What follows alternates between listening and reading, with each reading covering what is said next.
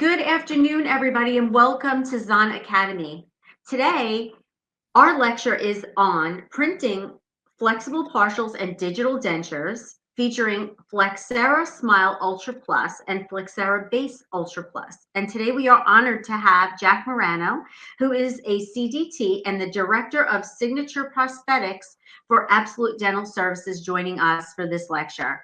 One day out of Chicago, Jack. I don't know how you're doing it, but we thank you so much for joining us here. Hey, no problem. Thanks, Fran. I hope everybody can hear me. Is still getting my voice back a little bit. But it was a great Chicago. I mean, it was an absolutely incredible meeting. And every year there's great educators, there's great new innovation. And we'll talk a little bit about some of that in this presentation. But of course, today I'm talking to everybody. I'm back home just for the day, and at Absolute Dental Services in Durham, North Carolina, where I founded the Advanced Restorative Team. And I said this a lot this meeting, but it was years ago I did a lecture on 3D printing, and it was when 3D printing first hit the stage, and everybody was really, really excited about it. And I just absolutely seen no use for it whatsoever, because I didn't want to print little Eiffel Towers or Baby Yodas. And my first slide said printing is the future, and my very next slide said don't buy a printer. And that's because there wasn't a restorative material. Now, full disclosure, I'm a ceramist. I am not a removables technician, and my heart goes out to those folks because they completely possess a skill that I do not. But what I am interested in, and where I generally it's my true passion, I spend most of my time, is in kind of materials research and development, the workflows. I'm always chasing those things. And back then, there wasn't a restorative material. So you could print models. Who cares? Printing models is a necessary evil. I'm looking for something that I can manufacture, that I can restore a patient with, and ultimately basically sell. And digital dentures aren't new. Avident was founded in 2011. Ivoclar launched milled dentures in 2018. Both of those basically went nowhere. And in between, there was all of these different levels and attempts to print digital dentures, and they were really bad. I mean, we all knew this. They broke, they were fragile, they were ugly, they weren't aesthetic. And that's when Dentsply partnered with Carbon. They launched Lucitone Digital Print 2019, and then Desktop Health launched Flexera in 2021. So, digital dentures, and I find this still today, have somewhat of a almost like a black eye on them from previous earlier attempts, but all of that has been eliminated and completely gone now. We got Flexera Smile. We actually use a lot of here at Absolute. Then there's Flexera Base. Comes in all of the shades you can see right there. But now you have Flexera. You've always had Flexera Smile Ultra Plus, but now you have Flexera Base Ultra Plus, which basically what they did is they reformulated it to be the same strength and characteristics as Flexera Smile Ultra Plus, and they've kind of tweaked the shades as well. And what's really great about digital dentures is it brings all these qualities of dentistry that we haven't had before, like repeatability. This is the same file printed over and over and over again. And that's something we've never been able to do in dentistry. Printable tooth structures are super, super important because, of course, you folks know that you cannot adjust. I like carded teeth in my digital dentures, but you can't always use them. You need to have enough room, and you need to basically, in most cases, they need to be a double jaw case, because if you're just doing a one arch, chances are you're going to need a modified occlusal scheme. When you print your tooth structure, you're able to do that and customize your occlusion. You don't want to mill your tooth structure. You want to print it, right? And that's what we do here at Absolute. And this is basically what you're getting out of the printer. You're getting a lot more post-process detail with less post-process finishing, right? You don't have to go in there and open up the embrasures or the incisal embrasures or anything like that. It's pretty much ready to go right off the print. If you want to add a lot of characterization to it, you can go ahead and do that at this point before you fuse the teeth to the base. And Flexera is validated on all of the Desktop Health printing platforms and also on the Carbon. So if you have either one of these, then you are good to go and you could print Flexera. And if we're looking at strength numbers, it's coming in at about 3,600 joules. It's very, very strong. It's resistant to moisture. I mean, so strong. I don't have a Rottweiler. I have a Corgi. I borrowed this one from one of the technicians in the laboratory, and I always make the joke. I thought he would chew on it right away. He didn't want to. I had it covered in peanut butter, and then I got this shot. This is not photoshopped. Everybody thought it was, but ultimately, at the end of the day, when he was done playing with it, he did not break it, and the midline is still on. But when we look at printing two structure, it's very, very, very efficient. And we've had great success with it here at Absolute. And I was talking to my good friend Jim Caruso, and I talked about this all in Chicago, where we were talking about digital dentures, and he's like, "Well, they're kind of ugly." And I'm like, "Well, you know what? They are kind of ugly." After I went to Google Images and looked it up, I'm like, he's kind of have a point. We don't necessarily I haven't seen that before because I'm just always looking at our digital dentures here at Absolute, and I don't necessarily know what we do that's so special. But a lot of removable techs this weekend in Chicago seen this, and they're like, "Yeah, that doesn't look good." And I got to agree, to my untrained eye in removables, it doesn't look good as well. So what we really want to do, you can get great aesthetics out of digital dentures. A lot of it depends on the design, and then a lot of it depends on the finishing, the festooning, and the polishing. So just because it's a digital denture doesn't mean it has to be ugly. It's the same thing with we were talking about zirconia molars. Zirconia can be very, very aesthetic, and it can be really, really ugly. And the results we get here as far as aesthetics go, I really like, and we've been very, very successful with. The workflows are the most valuable part of this whole entire process. Time and time again, I hear from technicians, because adoption is pretty bad. Daniel put up a slide this week I actually really liked. I caught it at the end. There's only 5% of dentures fabricated today are digital. That's an absurdly low number. Every single denture today should be fabricated digitally. It boggles my mind. And the reason why, like when I reach out to technicians and laboratory owners, they say, "Well, my dentists don't want to do them." But you're trying to, number one, digital dentures, again, remember, have a black eye. So they don't know all of the benefits of the new advanced materials and all of the quality that comes off of the high quality printers that we have available today. What you really want to educate them on is the workflows and talk to them about these workflows because they give us abilities that we've never had in dentistry. A dentulous immediate existing duplicate. A dentulous is like going down a rabbit hole, and everybody gets tied up into scanning mucosa and things like that. It's not so much scanning mucosa. I mean, you could spin your wheels there all day long if a patient presents with a dentulous maxilla. No existing denture, already edentulated. How are you going to get the bite? How are you going to record the bite? So unfortunately, at least for us, a dentulous always starts off with an analog bite rim. They could then wash, reline that, record the video, scan at 360 degrees, and then we go digital. Immediates are fantastic. Scan the upper, scan the lower, scan the bite, full face, full smile photo, send it into the lab. Existing, another great workflow. Wash, reline the denture, scan at 360 degrees, scan the bite, scan the opposing, full face, full smile photo, and duplicate. Again, super easy. They just want another one. Scan at 360 degrees, send it in. These workflows, if you look at traditional removable workflows, are incredibly just labor intensive, or let's say, for lack of a better word, appointment intensive, right? Where here it completely eliminates all that. Duplicate, good, perfect example, especially now when 3Shape has a copy denture. This case was done by Dr. Mark Ludlow. He did the case, he did the design, he finished the denture himself, everything is all him. And when I seen it, I'm like, oh, this is a fantastic example, because a lot of times you will hear, well, printed dentures don't fit as good as milled dentures, and it's completely untrue.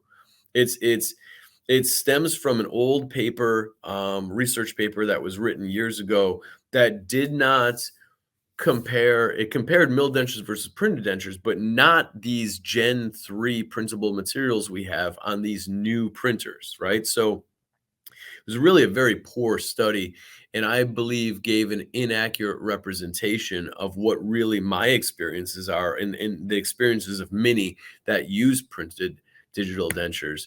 But let's take a look. This is Dr. Ludlow's case. Of course, this case, dentureless upper lower, started its life as a bite rim, then it's going to be taken digital. He's going to go ahead and do his design. There's a diastema. I love diastemas. They're sexy. And here is the delivery.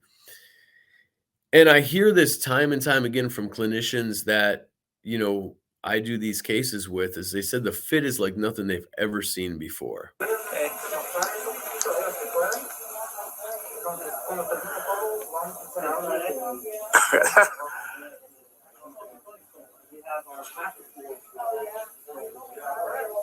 It may not come out.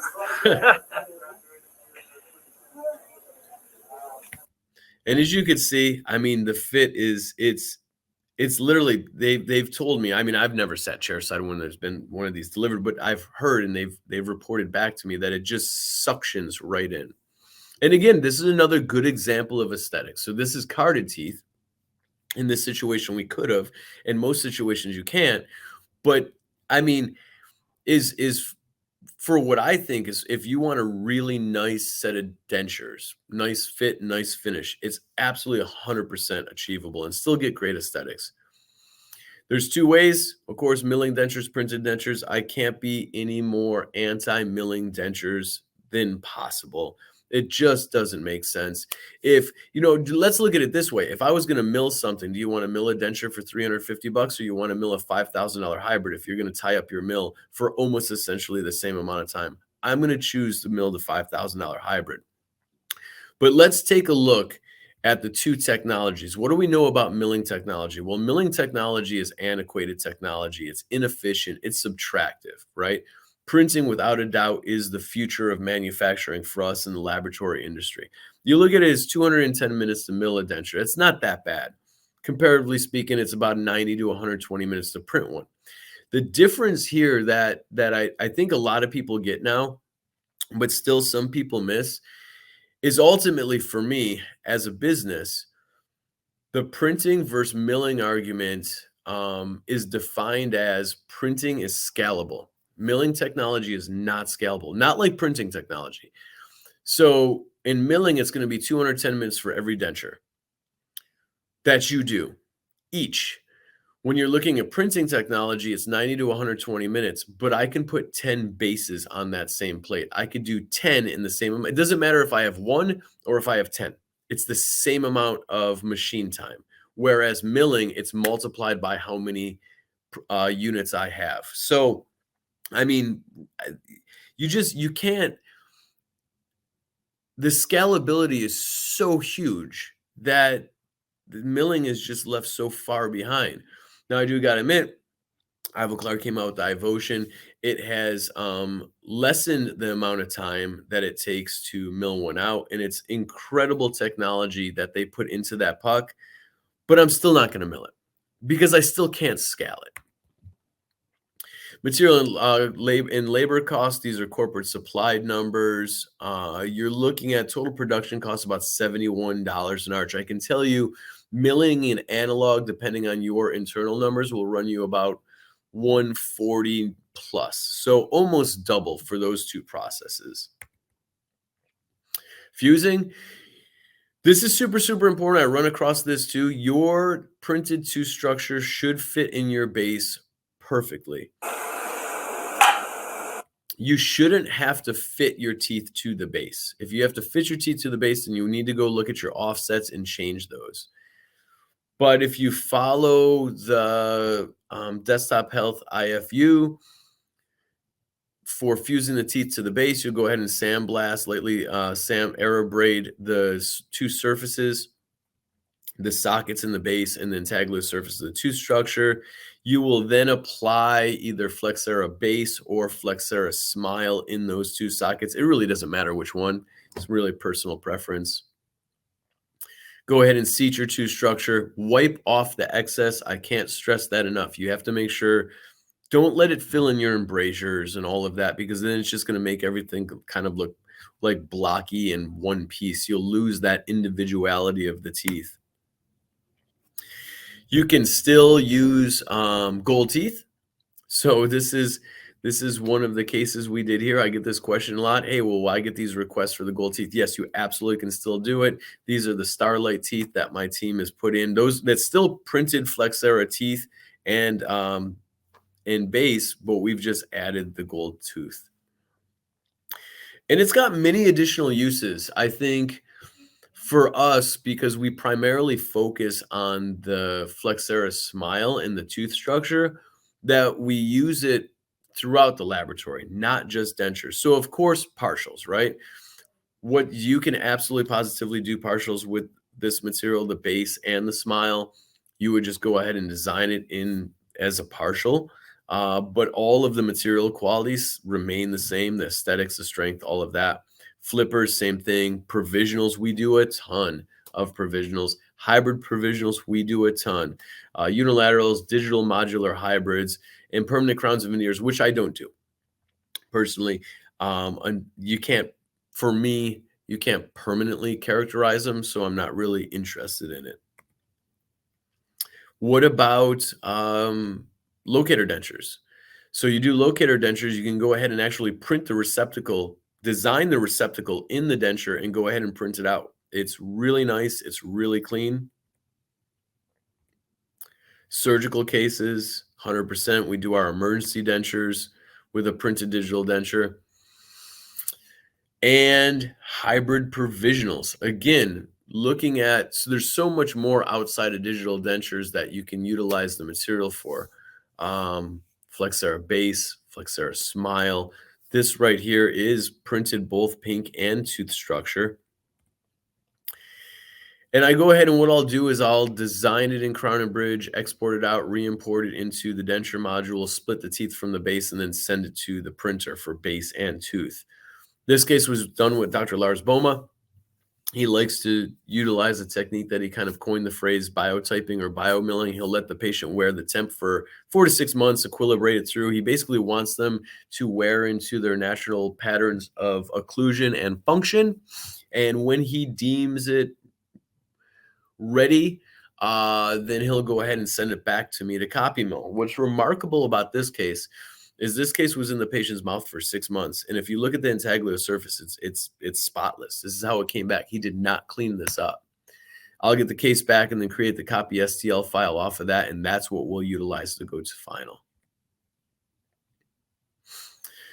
Modular hybrids, again, just another take off of digital dentures. So this was Dr. Mark Ludlow who did this first case. We did it together. You have your bar. You could design your base over the bar. And in this example, there's carded teeth, but in most, it's going to be a printed tooth structure. And then you just take those two components or 3 components actually, and put them together. This really helps address kind of the labor shortage that we're seeing, not only in dental technology, but dentistry altogether, everywhere in the world, in every profession. Because now, if you look at the laboratory, my designers basically developed this whole entire restoration. And then I have technicians that are now basically assemblers that put the components together for me. Shell temps, another great restoration. We do a lot of them. We add a palatal strap so they're easy to position. This is actually shell temps that she's wearing. It's that same 7 through 10 design. Those are the aesthetics you can get. I mean, and the amount of uses for Flexera, we use, again, Smile a lot, they're kind of, I don't want to say unlimited, but there's a lot more applications outside of just within dentures. This is another hybrid temp. This is Dr. Will Linder at the University of North Carolina.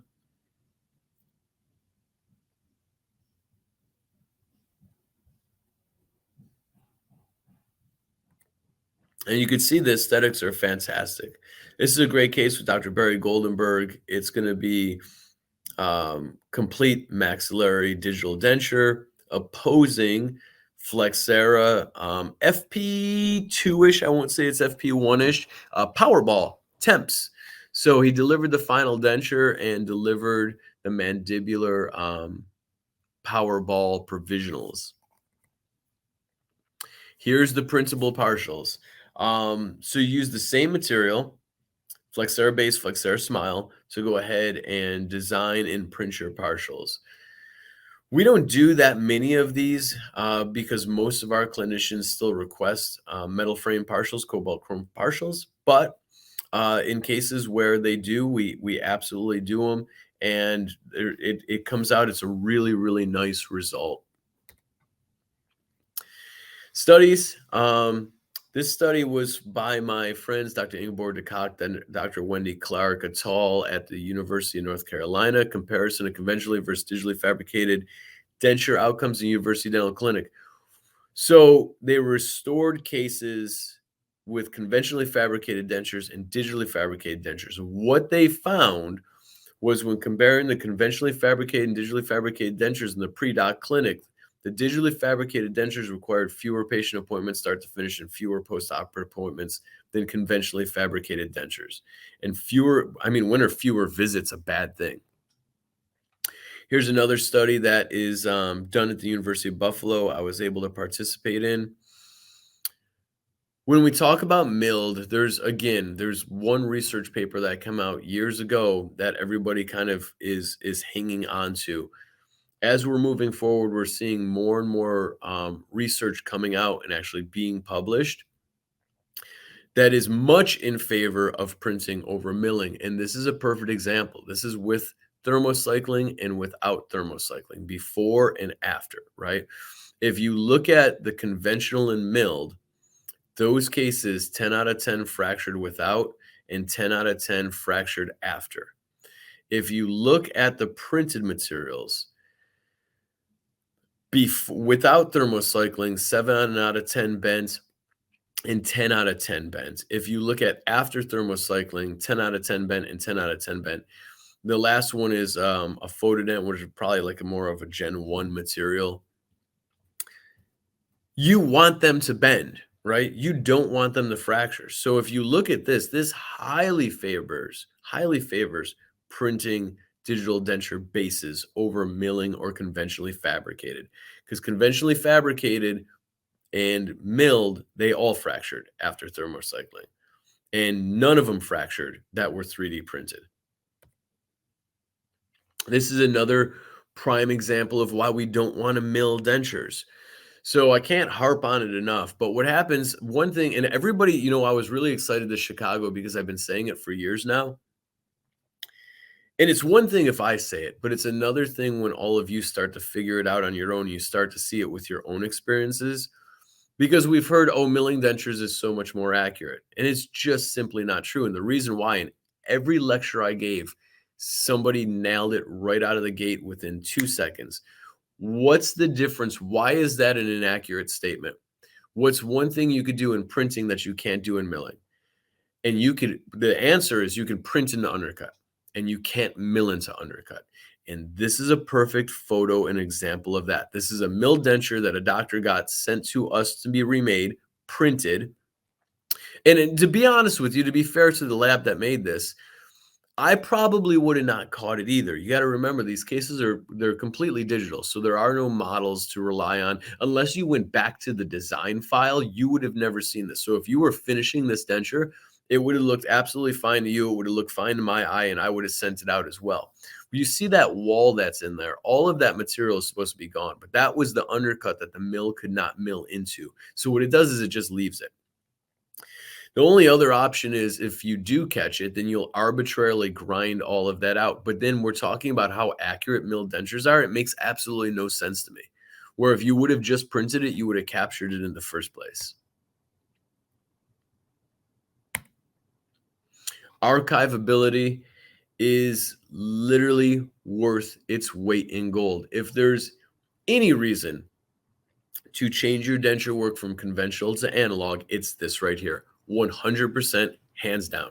It is the most powerful tool we have in dentistry today. If you look at, say a doctor has a patient come in, and everybody that I talk to removable side, it's 5 to 6 appointments on average to go through a conventional workflow.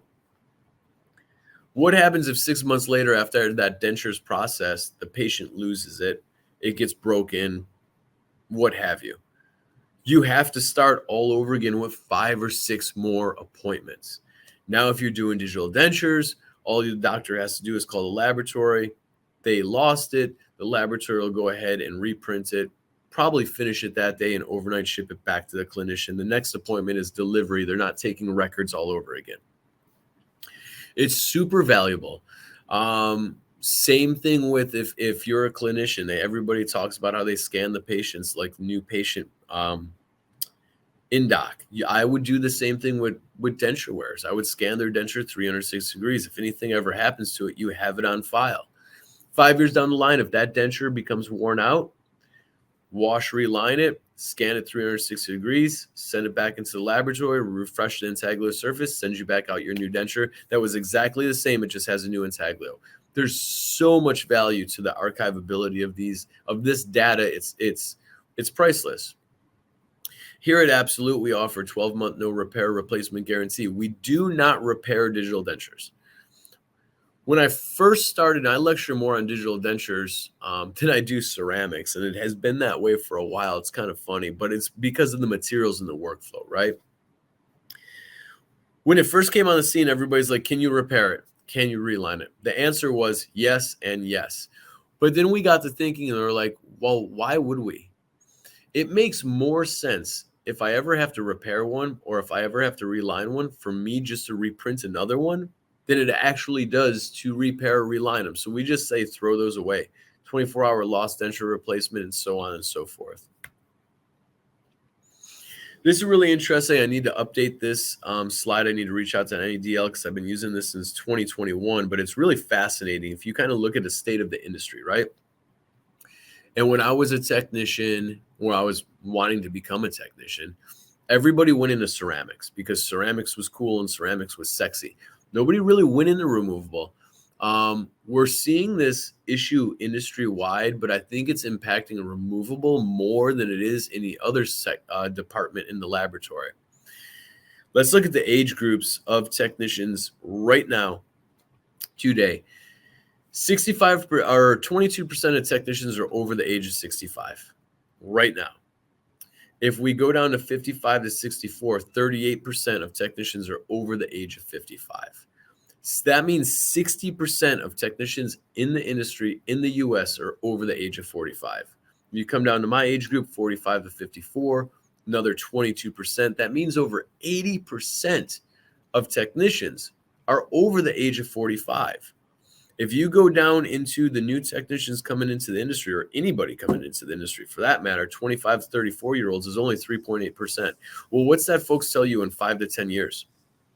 When that 65% bar drops off and this whole thing shifts upward, there's going to be a massive void. So what we're doing is we're utilizing the technology. We're leveraging the technology to its fullest, and that's going to help us offset that void that labor void that we're going to experience within the industry.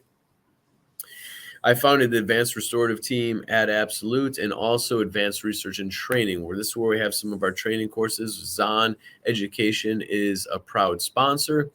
If you guys have any questions, you can email me at jack@absolutedentalservices.com. You can follow Art Consulting on Instagram or Facebook, Art Consulting LLC. And you can follow Absolute Dental Services on all of these great socials. We thank you so much, Jack. And again, you can email Jack with your questions, or you can email us at zondental@henryschein.com, and we'll get those questions over to Jack and get the answers to you as well.